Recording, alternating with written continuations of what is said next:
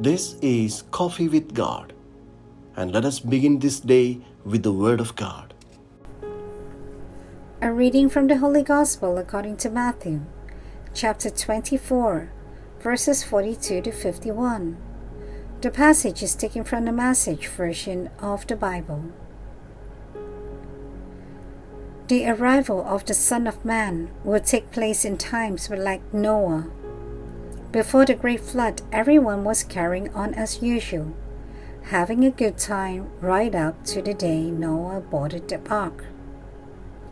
They knew nothing until the flood hit and swiped everything away. The Son of Man's arrival will be like that. 2 men will be working in the field. 1 will be taken, 1 left behind. 2 women will be grinding at the mill. 1 will be taken, 1 left behind. So stay awake, alert. You have no idea what day your master will show up. But you do know this. You know that if the homeowner had known what time of night the burglar would arrive, he would have been there with his dogs to prevent the break-in. Be vigilant just like that. You have no idea when the Son of Man is going to show up. Who here qualifies for the job of overseeing the kitchen? A person the master can depend on to feed the workers on time each day. Someone the master can drop in on unannounced and always find him doing his job. A God-blessed man or woman. I tell you, it won't be long before the master will put his person in charge of the whole operation. But if that person only looks out for himself, and the minute the master is away, does what he pleases, abusing the help and throwing drunken parties for his friends, the master is going to show up when he least expects it, and it won't be pretty.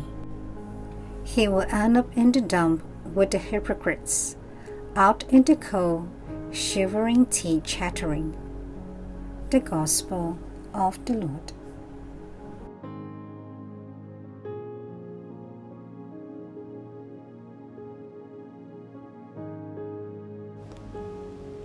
Let us now listen to a reflection on this Gospel passage by a Claretian missionary, Father Johnson Thuraikkal. Not being vigilant leads to disaster. It is of great advantage to be alert, and it is also a mark of disciplined life. The Gospel today reminds us of the need of this alertness in life. The reason is the uncertainty over the coming of the Lord. Therefore, as did the early Christians, many followers of Jesus also in our days maintain this wakefulness and keep the Lord always in their minds and hearts. Our thoughtfulness of God should never depart from our daily life. The first Christian community kept alive the memory of Jesus, his death and resurrection, and remained holy and grateful always. At the same time, lack of vigilance can invite disaster. If we are not alert, then the precious treasures can be lost to a thief at night. Our greatest treasure is the life of the soul. Presenting our soul spotless to the Lord at His return is at risk if we are not vigilant. Jesus wants us to be prepared. The watchfulness will deter the enemy from constantly inducing us to mediocre and indifferent attitudes to spiritual matters and to procrastinate the care of the soul. Today, Jesus desires that we have our radar scanning for His coming and His presence. The reality is we do not know when, how, or through whom Jesus may come to us or be present to us. However, staying awake and alert every moment is not easy. Perhaps, though, we can enhance our radar system to be more closely attuned to Jesus' vibes, to His presence with us. If we truly desire to be attentive to Jesus' presence throughout our day, we can train ourselves to do so, just as the first-time parents attune themselves to the presence of a new baby. Today, attune the ear of our hearts to Jesus' presence within us. Jesus will not disappoint us.